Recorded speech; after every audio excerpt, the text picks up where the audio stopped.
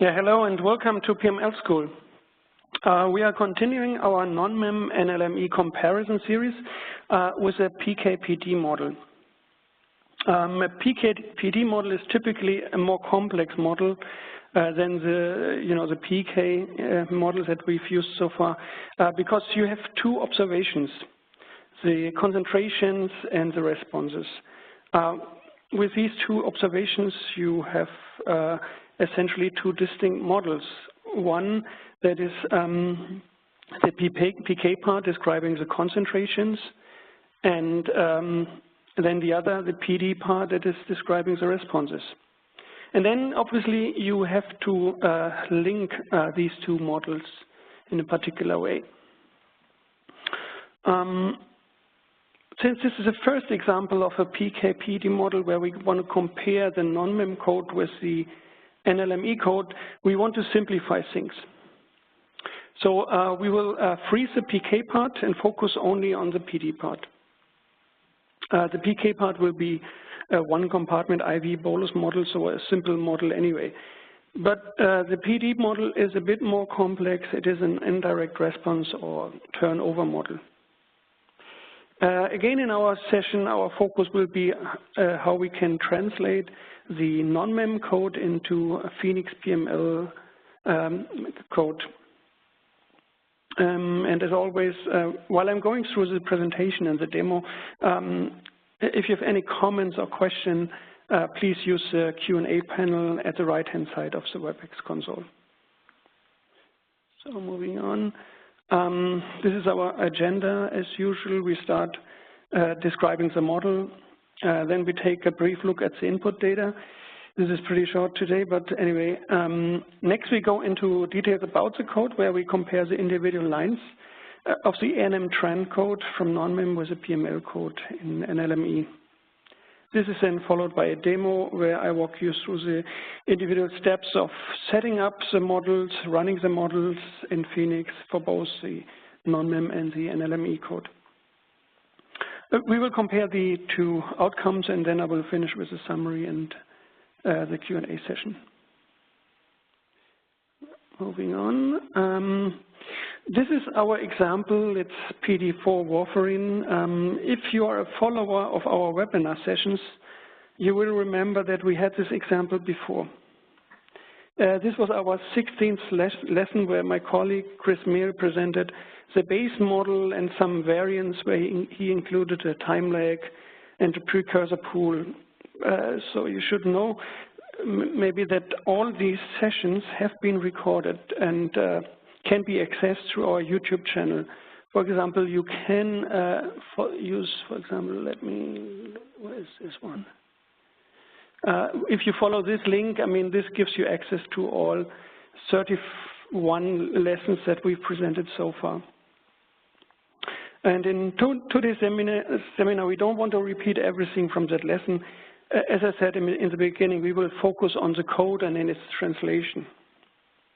So let's move on.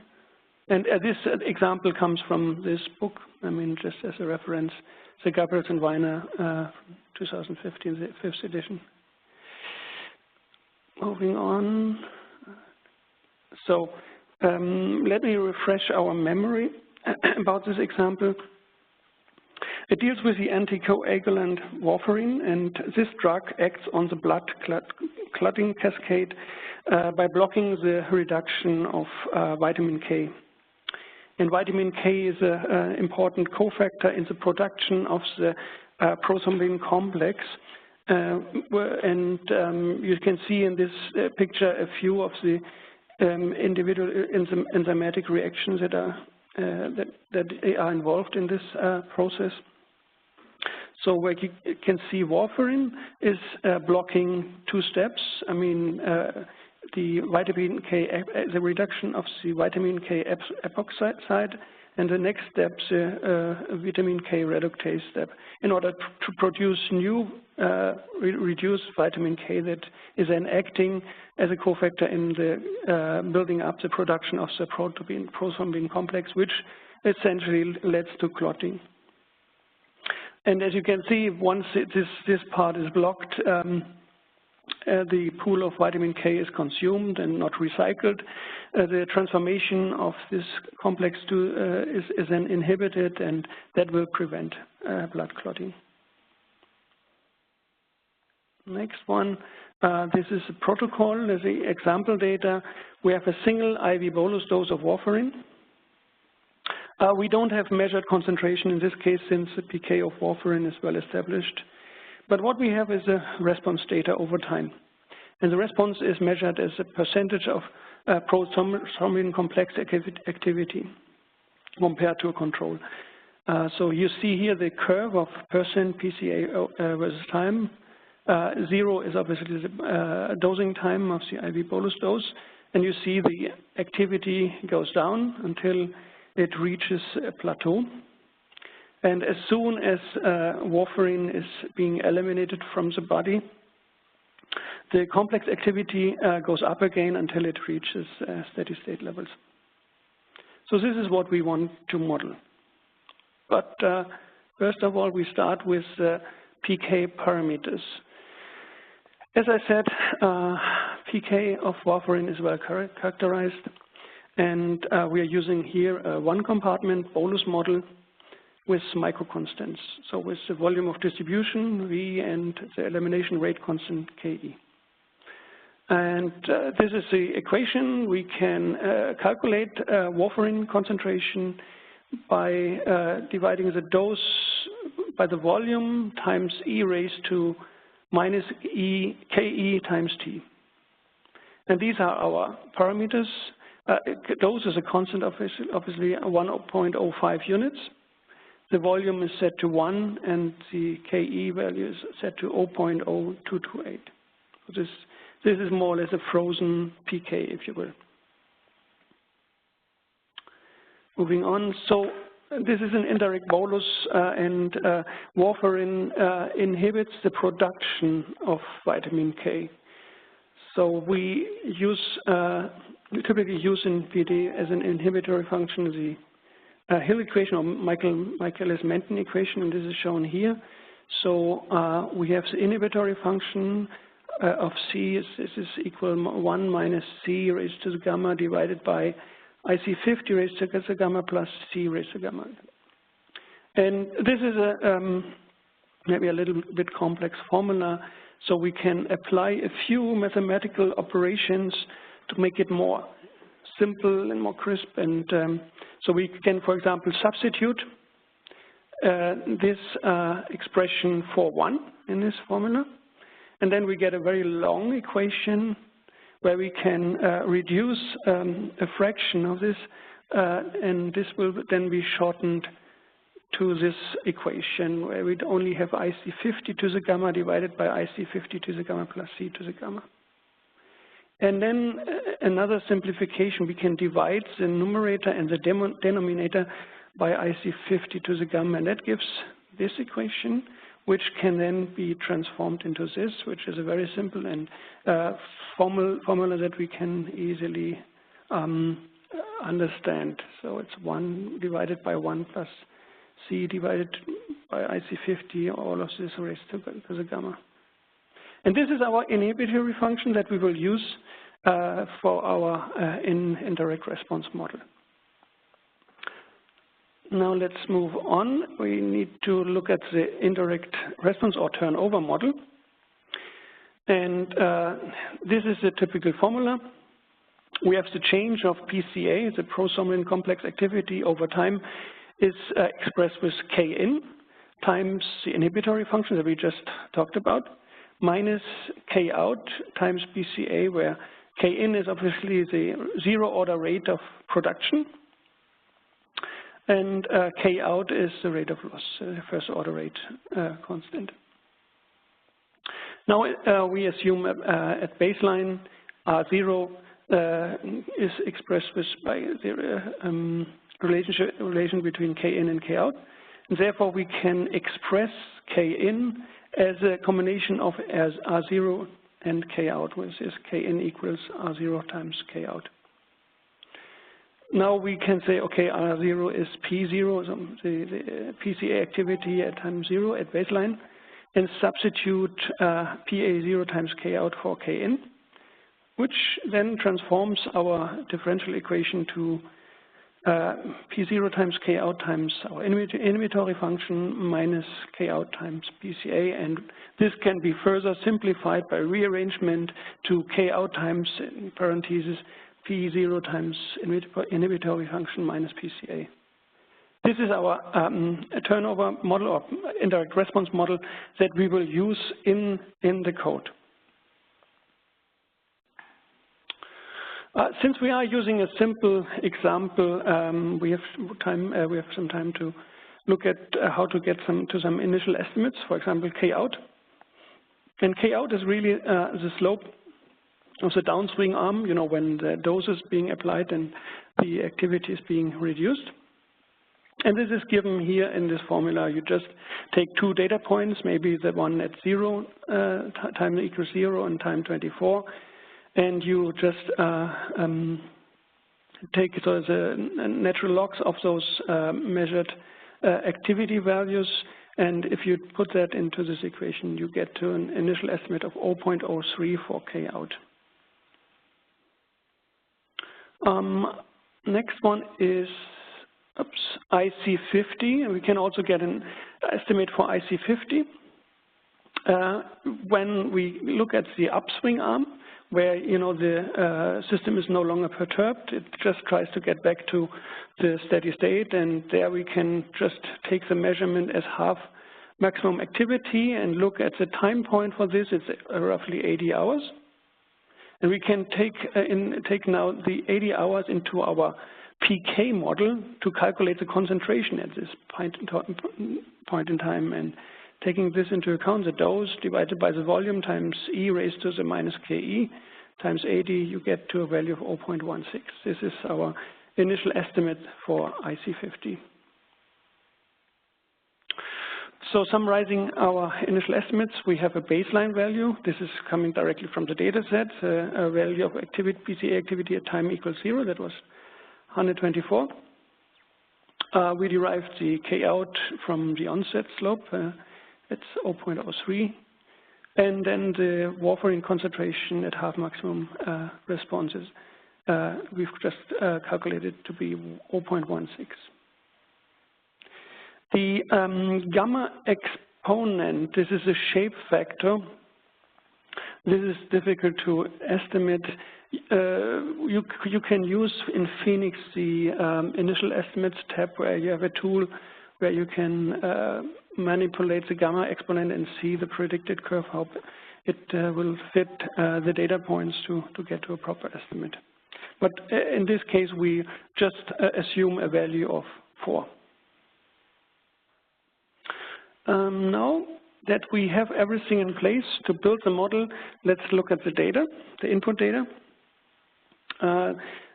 This is very simple. We have 3 columns and 10 records, so not a lot.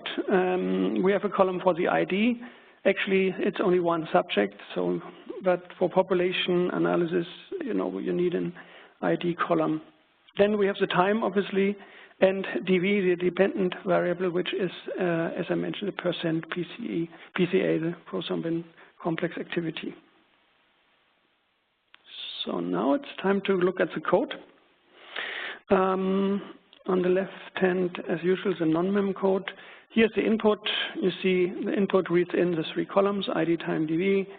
And as a subroutine, we're using advan 6 trans 1 with a tolerance of 5. The model is defined with 4 parameters and 1 compartment. And the compartment is a PCA compartment. This is empty on the right-hand side for NLME because most of this is just set up using the built-in options, the interface in Phoenix. Moving on. Come on. The structural parameters. We have 4 structural parameters: IC50, K out, N1, and P0. And these are essentially our fixed effects or thetas. You see theta 1, 2, 3, 4. Since there are no random effects if we only have one subject. That is why we spared the definition of structural parameters on the other side in PML, I mean, you could do the same, but it just adds more text. Next line is we have to initialize our turnover model. And this is done in non-mem with this special variable, a_0. And this sets the initial value to P0, the baseline value. As in NLME, we use a sequence statement, and that is a special function. Normally, all the modeling code in NLME, so the PML code, is executed at the same time and following the time course of the input data set. Whenever something happens at a specific time, you need to jump out of this and define a sequence statement. And here, since there's no explicit time given in the sequence statement, it's just saying PCA, the value of PCA at time equals 0 is P0. So it assumes without any specific time the sequence at time 0. Then the next is the PK part. This is showing the two equations that we looked at the previous and some earlier slides. This is our IV-bolus model, the one compartment where we just put in the dose already, and obviously the volume, it's divided by 1, so we don't need to explicitly write this, and KE and times time. So this is really our PK model as we have shown it in the previous slide. And the same with the inhibitory function. This is something, this is really the very short and crisp function that we have derived from the Michaelis-Menten equation. And this is exactly the same. It's, you know, it's really just written down here, the same in PML code. So there's no difference between non-mem and NME for those two entries. Next one, this is just a differential equation. It's for the calculation of PCA over time. And that is also using exactly the same definition as we've derived earlier on the slide. So it's Kout times P0 divided by the inhibitory function minus PCA. And that's the same, you know, here it's using dA/dt, and here it's just using the derivative statement in NLME. Same formula, so no big difference. Next one. Now we need to provide initial estimates for the fixed effects, or our thetas, if you will. This is done in a zeta matrix in non-mem. And in parentheses, you see two arguments, the lower boundary and the initial estimates. And this is already in an indexed array, and this is giving the corresponding structural parameter names, IC50, Kout, N1, and P0. And in an NLME, we are using the fixF statement, and here we are using the actual structural parameter names, so as fixed effects. And this follows with a C as kind of vector expression where we have three arguments: the lower boundary, the initial estimates, and the upper boundary. We and this for all the four fixed effects, theta 1, 3, 2, 3, 4. And what you can see here is it looks like non-mem likes to have lower boundaries assigned to these fixed effects. In NLME, in general, we would like to avoid setting boundaries in order for the algorithms to have more freedom to operate. The next part is the omega matrix of the random effect. And you may think, why would we need random effects if we only have one subject? And we have to do that because we want to compare these two models, because both run population engines, FOCE, ELS, or for non-mem, FOCE with interaction. And to be equivalent, we have to give it a dummy random effect variable. So this is just the random statement to define the random effect in PML code. And this eta is a dummy variable that we set just to execute as a population model. Finally, the specification of the residual error model. which is an additive residual error model. On the non-mem side, we first set E, this is the effect as the value from the PCA compartment, and then Y equals the predicted variable F plus, this is additive, the error. And the same is achieved in NLME on the right-hand side with the observed statement, where we say the dependent variable equals the PCA, the predicted value for PCA plus an error. And the error statement just gives us error an initial value. This is a standard deviation of the error. It's set to 1,000. On the non-mem side, I added a few lines just to be easier comparable with the outcome from NLME. So I defined IPRED, which is a predicted variable. And IRES is just the individual residual is the dependent variable minus IPRED, and IVAR equals time. This is just to more easily compare the results at the end. Okay, that's it. And with this, I mean, we can actually go into Phoenix and start the two models. But for a moment, you can forget all the lines of code. In Phoenix, coding is not necessary for this indirect response model, and I will show you why. You can set up the whole model here using the built-in functions, and there are just a few steps to get there. So first of all, you need to switch the type of the model to PK indirect. Then you switch the parameterization to a micro-parameterization. For this, we have the parameters. We leave intravenous absorption and the number of compartments equal 1 as is. Then we want to freeze the PK, so we want to we don't want to change anything in PK. But then on the indirect part, we choose inhibition limited of the build-up, of the production of the signal, and we also choose to have an exponent as shape factor. And then you see, this is now the differential equation. It looks like a lengthy form. You know, we try to avoid this. I mean, we want to make it more simple, as I presented in the earlier slides. But this is just set up using all the default built-in options. Then maybe just this one, this is just a graphical model, the representation of the graphical model of what we've just seen through build and also, I guess, through the code, through the text. And we have here on the left-hand side the PK part, the one-compartmental IV-bolus, where you have elimination from the central compartment into an elimination compartment. The concentration is linked directly with this effect block. This is a PD part, PD block, and this is then expressed like with an indirect response model where you have K in, K out, and gamma. Okay, with that, I guess this is everything from to be prepared. I guess let's go to the demo part. I will share my Phoenix. Okay, so here's Phoenix, and here we have the indirect IV-bolus. This is a project file in Phoenix. This is our data.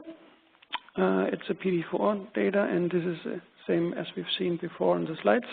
3 columns, 10 records, that's the data.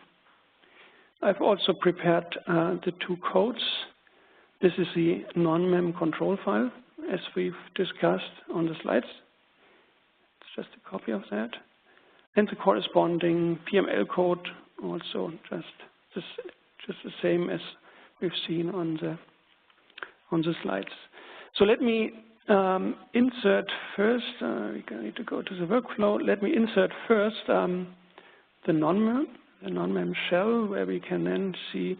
Okay, we can use this control file. So we move it into this space. We link a data set into this, and it should automatically find the right mapping, ID to ID, time to time, and DV to DV. And this is all we need in order to launch the model. So this will then be compiled. and then run. Here we see a few iterations until you get to the results, which is now here. And here you can see, once the cursor comes back, let me see it here. Wait a second. Something's going on here. Oh yeah, now. Okay, we have here the result. This is our summary. And here's our theta. Here our final estimates for the structure parameters. We've got a few plots here, dV versus spread, or time versus dV, or time versus spread, and you see these two are very close to one another, so we expect a very good fit. So this is the results from non-mem. Let's do the same for the NLME part. So we send our data set to a Phoenix model. Let's say we call this NLME. We go straight, we don't use the built-in options here, so we go straight to the textual mode. This is a button here on the right-hand side. So edit as textual. Yes, I want to edit as textual. I need to go to model part, and I can just delete everything from here and just copy all the stuff from my code here as a code file and paste it back in here. Okay. And then I just need to map dv to PCA ops. That's how the dependent variable is called in the model, and that's all what we need. We just give it a go and wait for a few iterations, and then we've got the results here, same as before. We've got the theta values. We've got predicted versus and observed versus IVA versus time. So this is a plot. So this is how you can run this model in Phoenix. Now let's compare the two results. So what we have here is, for example, this is a table that I've explicitly asked for. So you've got ID, time, IVA, IPRED, and so forth. We want to bring this together with the results from NLME. And since we are using the same column names, we can append those two worksheets. So data append worksheet, that's the functions I'm using here. Put it into the workflow. And what I want is ID, time, not time, IVA. IVA equals time. You remember this was a line that I've added to the non-mem control file. Then I want to have IPRED, IRIS, and DV. Same for worksheet 2. This is the NLME residuals file. It's here. I want ID, IVA, IPRED, DV, and IRIS. Okay. So here you have both the non-mem and the NLME results in one table. Now the first thing we could do is maybe plot a histogram of the residuals. We just say, okay, IRIS, and we wait a second. Page chart.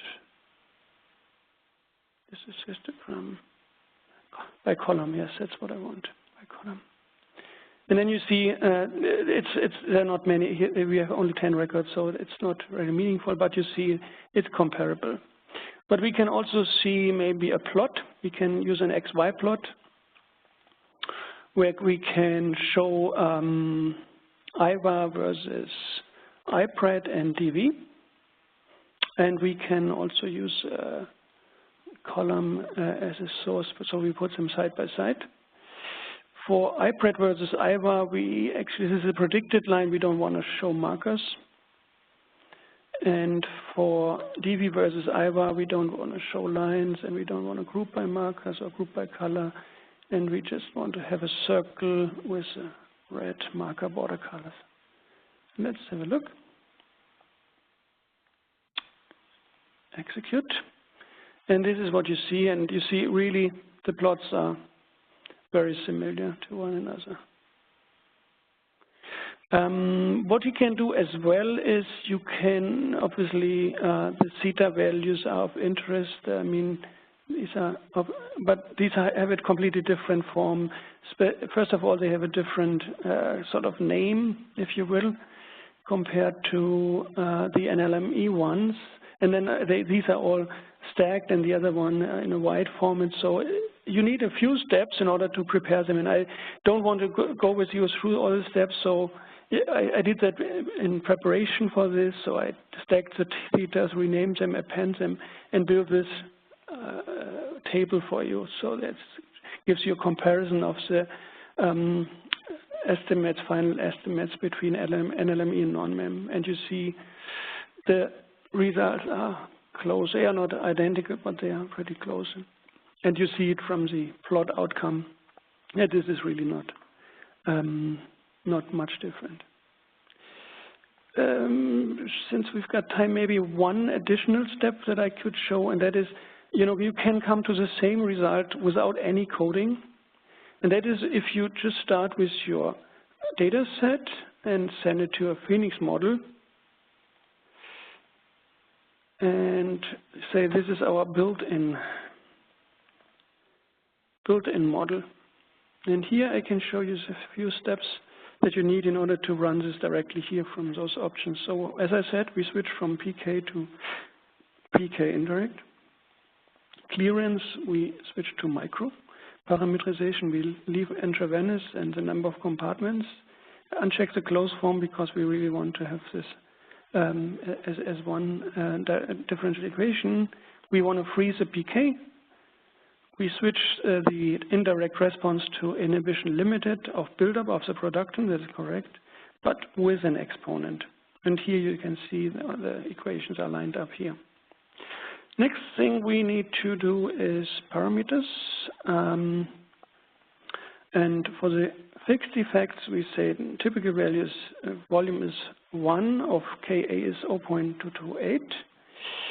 In this case, we are not, in our previous model, we have P0 as a parameter. In this case, it's Kn, but it's, if you have a P0, you can calculate an initial value for Kn that is the Kout times P0, and that is 3.5. Kout, as we discussed, is 0.03. Imax we've frozen to 1. That was also in the previous case, and for IC50 we had 0.16, and for gamma we wanted to have 4. I will show you in the initial estimates tab in a minute. So what we need to do in the mappings panel is we need to map dV to the effect observed, EOBS. And we have to provide the dosing in a separate sheet. Here it's 1.05 units at 0. And now we can go to the initial estimates tab to see if the initial estimates also make sense, what we've already entered into the parameter table. The X range is 160, and this looks good enough. I mean, it's not directly covering the points, but it's showing the right shape. So we will stick with those and just execute this model and wait for the result. And it takes a few iterations here as well to come up with the result, which is then same here. These are our thetas now. They use the TV in front of the parameter name. This is typical for the fixed effects. And we also have the plot here. This is the final plot. Looks much the same as the other one. What you can do in this case here is we have a model comparer that we can use for a quick comparison between the two models, one from NLME, so this one and this one. And here you can, pick columns and worksheets that you want to compare. And then also some plots, maybe this one, maybe this one, and this one, and this one. And then just execute. And here you have the results between the text model and the built-in model, and you see there's hardly any difference. And okay, theta is difficult to compare. Let's do that. IC50 is 0.261, TV IC50 is 0.261, Kout is 0.030, 0.030, N1 2.99, 2.97, and so forth. So this is pretty close, and also when you look at the plots, it looks also very much the same here, here, and here. So you've seen, I mean, two ways to get to much the same result. Okay, with that, I'm closing the demonstration. Back to the slide deck, and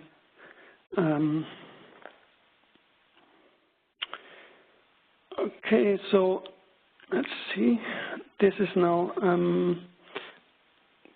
the summary of what we did today. I mean, we started with a simple example, PK/PD model, indirect response of Warfarin blocking the production of vitamin K and therefore inhibiting the prothrombin complex activity.